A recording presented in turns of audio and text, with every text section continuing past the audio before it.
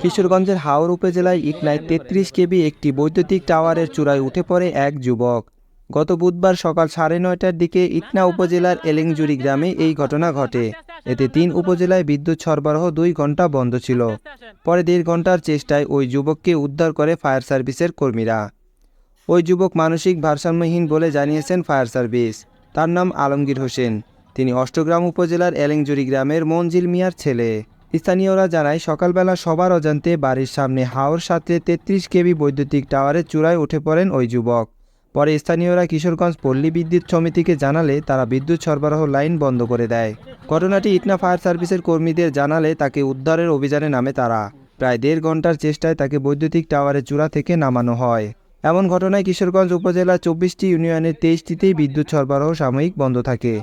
IQNA fire সার্ভিসের ভারপ্রাপ্ত station officer Mushfiqur Rahman ঘটনার সত্যতা নিশ্চিত করে জানান, খবর পাওয়ার পরপরই ঘটনাস্থলে পৌঁছে ১.৫ ঘণ্টার প্রচেষ্টায় ওই যুবককে উদ্ধার করতে সক্ষম হই।